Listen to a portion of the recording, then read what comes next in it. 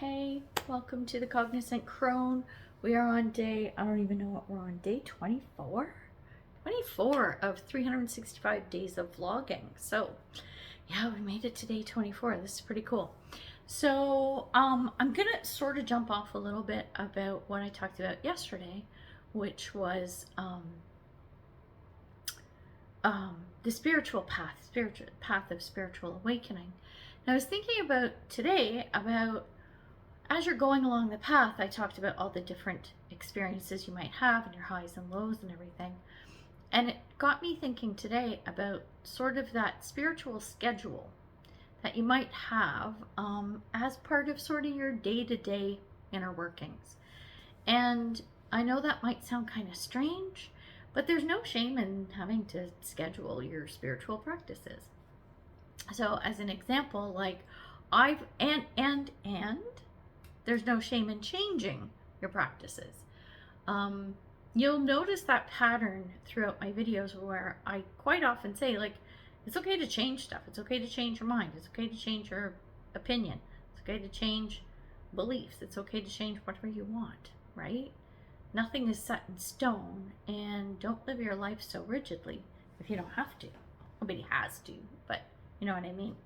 This also applies to your spiritual practices. So I think about things like meditation, possibly yoga, mantras, affirmations, prayer can be part of it, deep breathing,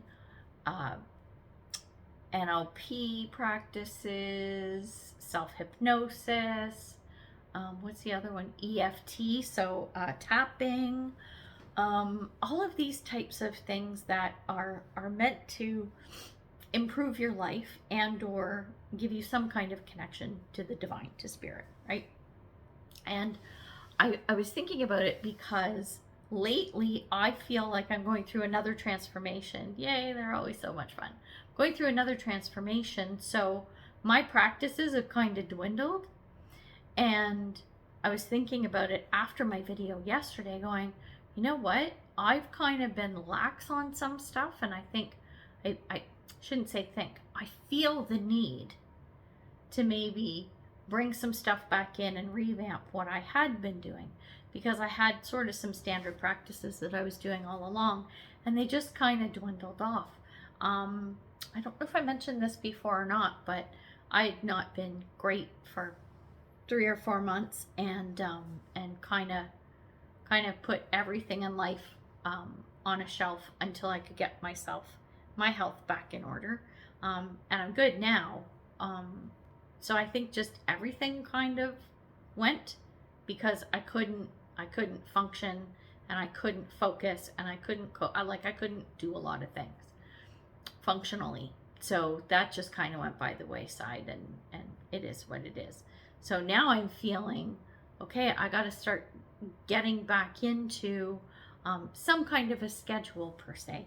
And I know that, like, it's gonna sound really judgy, but when you're using words like schedule and spiritual together, it sounds like it defeats the purpose.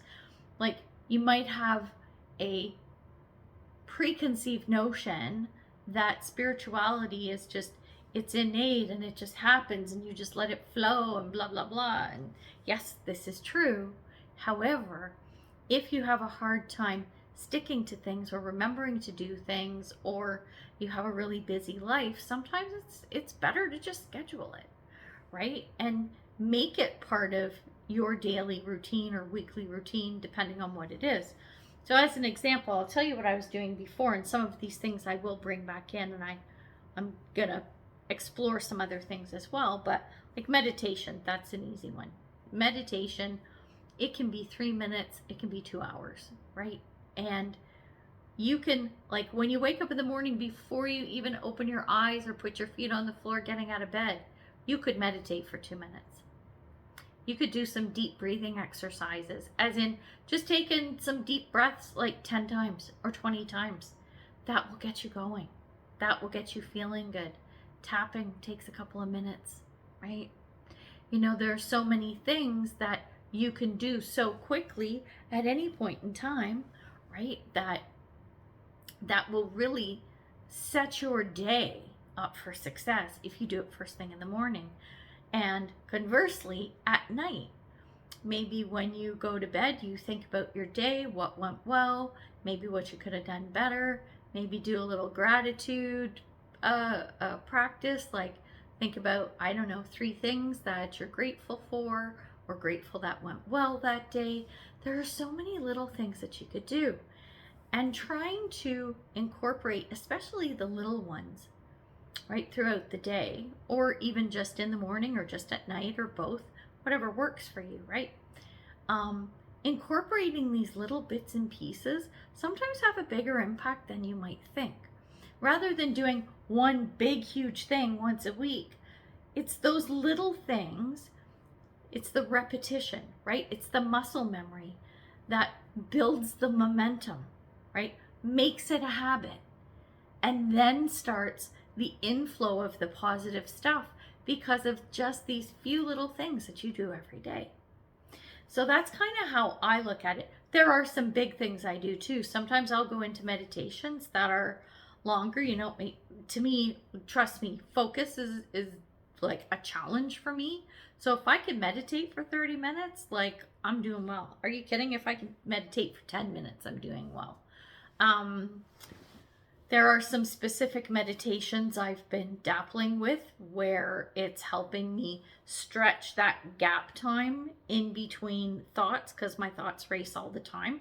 So I'm working on stretching so that I can actually have a gap in between the thoughts when I'm meditating. It's actually working, which is mind-blowing to me. I don't know if any of you experienced that, but like, I sure did. I cannot not think. It's really, really hard. Just because I've never been taught how. So if your mind's always going and it's used to that, how do you stop? How do you manage that? So I've found some tools that are helping me do that. So meditation, even if you have a hard time focusing or only have so much time, use a guided meditation. I know some people will poo-poo them or diss them and go, oh, well, it's not great and whatever. Yeah, it is. You know what? If it's going to make you focus on something and like chill for 10 minutes, do it. Do it, right? If I remember, I will put a link to my favorite, absolute favorite guided meditations. I have been using these for years, like almost since I started my awakening journey. I don't do them every day, but when I think about, you know what, I need a guided meditation, it's like, oh my God, I think it's called Lemurian Connection or Connection, I think. Lemurian Connection. And what they do, there's seven separate videos for meditations for each of the sacred flames.